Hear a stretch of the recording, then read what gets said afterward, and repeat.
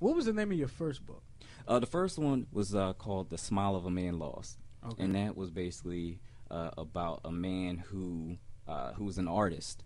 He was a Christian. He's an artist. He has his own art gallery and everything like that. And he gets in a car accident, him and his wife, loses his memory, all the way to a point where he doesn't remember giving his life to Christ. He doesn't remember anything that he's done. All he remembers is his old life. So he starts acting like the old him in a new time. Okay. So, and it basically plays out to, him remembering what's going on, him remembering what, who his wife was and all that other stuff. Yeah, and gets back to just a basis story. What would happen if to me, myself personally, what would happen if I forgot? And every day people forget. Right. You have so many Christians who forget who God really is. Right. And and it just plays on that.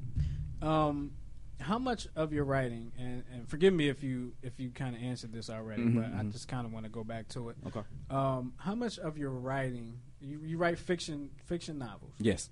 But how much of your writing is based on, and how much of it is based on imagination, and how much of it is based on actual events that maybe you've seen or know people that have gone through these events or anything like that? Okay, I would say it's mostly, I would say it's a good mix. It's a good mix. Yeah. Because, I don't really take anybody's personal business and put it out there, even if I change names or anything like that. Right.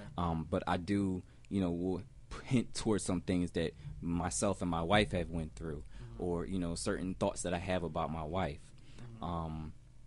Or certain thoughts that that she said that she had about me, right. Different things like that. But it won't go any further than putting somebody else's business out there. Yeah. I just see different situations and I see how people respond to them. Okay. That's one thing. I'm a big observer. The best man was on the other night too, so dude wrote about his everybody. Yeah, but he got racked up. Yeah. Kind of messed him up a little bit. Yeah. Well, that's definitely because I was reading.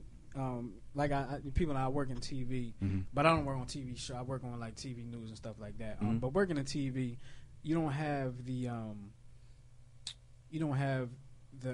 to explain a room, a smell, or maybe a smell, but you don't have to explain the room.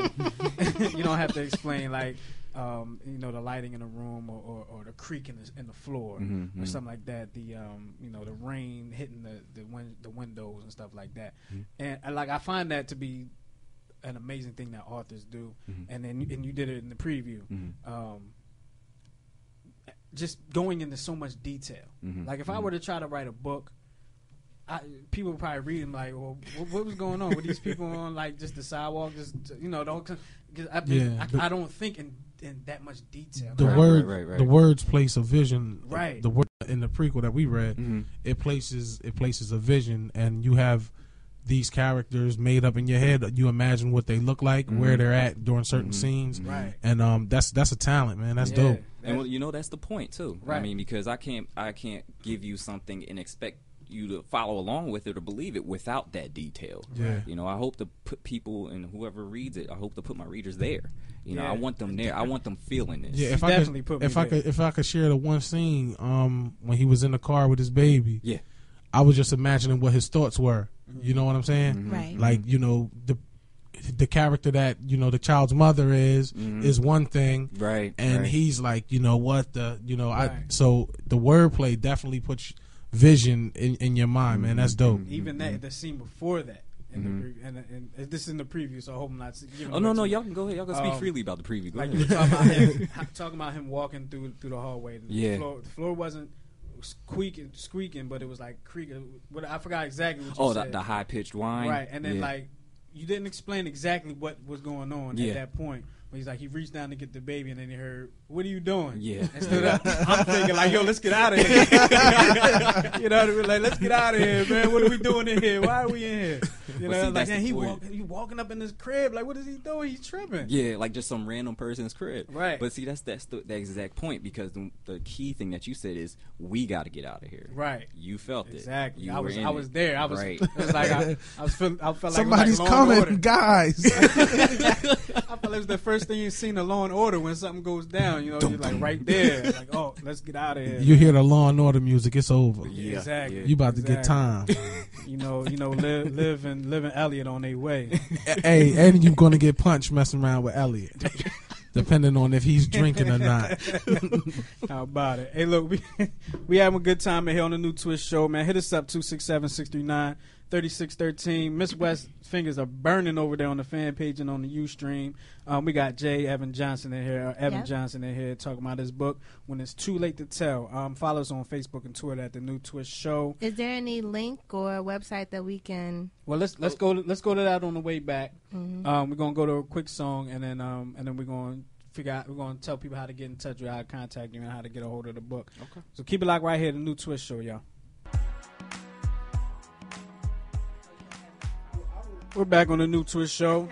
J. Chris, Miss West. I thought you wanted to continue. You keep killing me. Nah, I mean we could do that on the air. I just was asking if if he was self-published, and my bad. And then the topic had came up of the book world, and apparently there's some haters towards self-published books in the book world. I don't write. You're not a bookie. Yeah, so I don't know about the book world. Right. But apparently there's some haters towards self-published books to from a hustler standpoint, not a drug dealer, but from a hustler standpoint, I think it's dope. I mean, it works out for a lot of people because it's all on you. It's all on your shoulders. You got to go out and do A, B, C, and D. Yeah. The problem is a lot of the big-time bookstores, a lot of big-time publishing companies, big house publishing companies will see a self-published book and automatically think, oh, well, they didn't have anybody edit it. They didn't have anybody do this, that, or the third to it, so it's going to be trash already. Yeah. And the problem is a lot of it is trash. Don't get me wrong. A lot of stuff that comes out, people don't put as much effort into it as they should. The difference is I went out and got an editor and paid them to do this, that, and the third. I went out and wrote it and looked over it and revised it 18 billion times. I put in the time and effort. So you're probably going to need like a friend of a friend to get to, I guess, do an A&R from a publishing company, or? Well, but I mean, potentially. I mean, there's a couple places where really you would just submit your manuscript to certain places, and if somebody looks at you, then somebody looks at you and they want to pick you up. But it's kind of like a crapshoot. Yeah. I was working on a show the other day, on a TV show the other day, and they had an author on. Mm-hmm. A guy by the name, I don't know you guys remember old school, back in the 80s, but a guy by the name of Larry Kane was on the show, and he was promoting his book. He also wrote a fiction book, but he said, excuse me, he said that he was saying that unless your name is John Grisham or Stephen King. Yep. A lot of they're not really trying to publish. Publishers aren't really trying to go out and publish nonfiction or fiction books because they need money.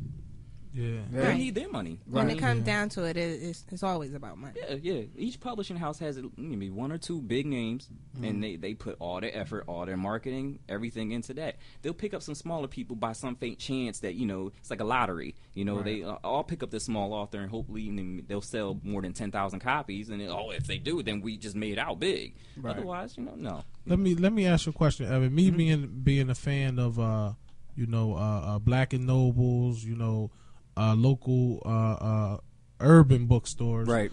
How much of it does race play in the book writing world? How much of now we get to the real question. Yeah. Look, I'm be honest with you, and let me buffer that first with this statement. Not only did I grow up in Philly, I grew up in the suburbs as well, outside of Philly. We moved around a couple times. So shout out to I'm the king of the burbs, me and Kobe Bryant, man. He's in with the jersey. He just had to push it in there. I was trying to ignore the jersey. I'm not a big fan of Kobe, but it's all right. I drop bombs. What Flex? Stop that bomb. Flex is so funny, but I'm sorry. But yeah, so I have my parents always made sure that I had like a well-rounded, or I was well-rounded and knew a lot of people from different cultures. Right. So what I noticed from a lot in terms of the publishing industry, African Americans don't get that much play.